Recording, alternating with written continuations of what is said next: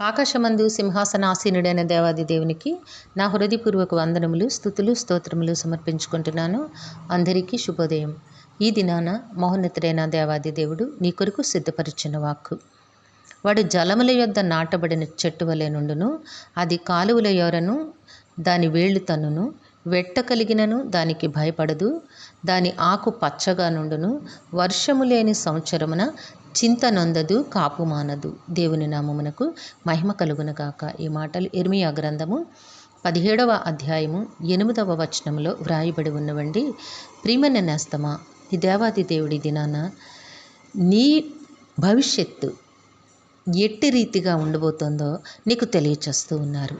అంటే నీవు నీ భవిష్యత్తును కూర్చి చింతిస్తూ ఉన్నావు నేస్తమా. రేపటి పరిస్థితి ఏమిటి? నా కుటుంబము ఏమైపోతుంది? నా కుటుంబ పరిస్థితి ఎట్లా ఉంటుంది? సరి అయిన ఉద్యోగం లేదు, సరి అయిన సంపాదన లేదు, దేవుని సన్నిధిలో ప్రార్థన చేసుకోవడం తప్ప వేరే స్థితి ఏమీ నాకు లేదు అని నీవు దుఃఖిస్తూ ఉన్నావా నేస్తమా? నీ దేవాది దేవుడు నీతో మాట్లాడుచు ఉన్నారు. యెహోవాను నమ్ముకొనివాడు ధన్యుడు, యెహోవా వానికి ఆశ్రయముగా ఉండును అని చెప్పిన దేవాది దేవుడు వాని పరిస్థితి ఎట్లా ఉంటుందో నీకు తెలియపరుస్తూ ఉన్నారు. నీవు ఆయన నమ్ముకొని ఉన్నావు, నీవు ధన్యునివి కనుక నీ భవిష్యత్తు ఇట్టి రీతిగా ఉండబోతోంది అని నీకు తెలియపరుస్తూ ఉన్నారు.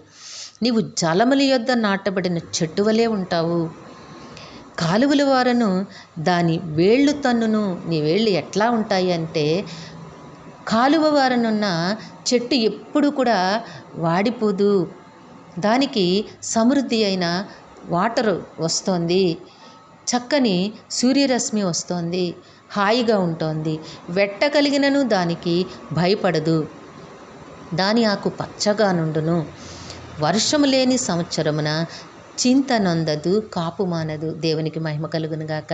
ఇది నేస్తమా నీ భవిష్యత్తు. నీ దేవుడు నీతో మాట్లాడుచు ఉన్నారు. ఆయన అందలి భయముతోనూ భక్తితోనూ ఉండు. ఆయనను నీవు నమ్మిన విధానములో ఎట్టి తేడా లేకుండా పరిపూర్ణముగా దేవునిని నీవు నమ్ము, విశ్వసించు. నీ బ్రతుకు యహమందును పరమందును కూడా ఆశీర్వాదకరముగా ఉంటుంది. కనుక హాయిగా ఉండు, ఆనందముగా ఉండు. అతడు నీటి కాలువల యొరను నాటబడినదై ఆకువాడక తన కాలమందు ఫలమిచ్చు చెట్టు వలె నుండును, అతడు చేయునదంతయు సఫలమగును. దావీదు కీర్తన 1వ అధ్యాయము 3వ వచనము. ఇట్టి రీతిగా నీ బ్రతుకు ఆశీర్వాదకరముగా ఉంటుంది. కనుక చింతను విడిచిపెట్టు నేస్తమా. చింత నొందదు, కాపు మానదు. ఎప్పుడు ఫలించే ద్రాక్షవల్లిగా దేవుడు నిన్ను నిశ్చయించి ఉన్నారు, ఆశీర్వదించి ఉన్నారు. కనుక చింతను విడిచిపెట్టి ధైర్యముగా ఉండు. దేవుడు నీ బ్రతుకును ఎప్పటికీ కూడా ఆశీర్వాదకరముగానే నడిపిస్తారు. దేవుడు నిన్ను దీవించి ఆశీర్వదించునుగాక. ప్రార్థన చేసుకుందాము. కలిగిన తండ్రి, మీ ఘనమైన నామమునకు వందనములు. మీ బిడ్డకు మీరు ఇచ్చిన వాక్కును బట్టి వేలాది వందనములు తండ్రి. జీవము కలిగిన దేవుడా, మీ బిడ్డ జీవితంలో, కుటుంబంలో మీ వాక్కును నెరవేర్చమని మీ కాలు పట్టు వేడుకుంటూ ఉన్నాము. మా ప్రియులందరినీ, వారి కుటుంబములను మీ దివ్యహస్తములకు అప్పగించుకొంచున్నాము తండ్రి.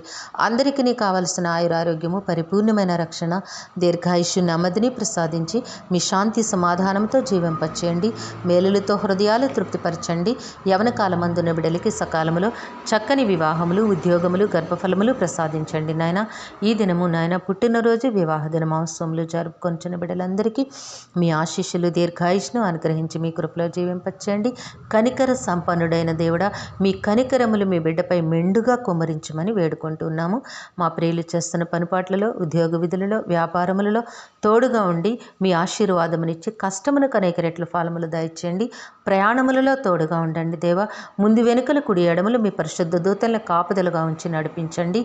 కనికరము కలిగిన దేవుడా, మీ మెండైన ఆశీర్వాదములు నాయన, ఆనందమును నాయన, హాయిని మీ బిడ్డలకు అనుగ్రహించమని సమస్తమును మీ దివ్య హస్తములకు అప్పగించుకుంటూ, ఉద్యోగము కొరకు ఎదురు చూస్తున్న మీ బిడ్డకి నాయన మీరే మీ మార్గములను తెరిచి మీ కృపలో నాయన ఉద్యోగమును అనుగ్రహించి మీ కృపలో నడిపించమని సమస్తమును మీ దివ్య హస్తములకు అప్పగించుకుంటూ ఈ ప్రార్థన యేసయ్య నామములో అడిగి వేడుకొనుచున్నాము తండ్రి. ఆమెన్. సర్వకృపానిధి దేవుడు మీ కుటుంబ జీవితంలో ఉన్నతమైన ఆశీర్వాదములు అనుగ్రహించి మిమ్మును ఆయన నామ మహిమ కొరకు జీవింపచేయునుగాక. Amen, amen, amen.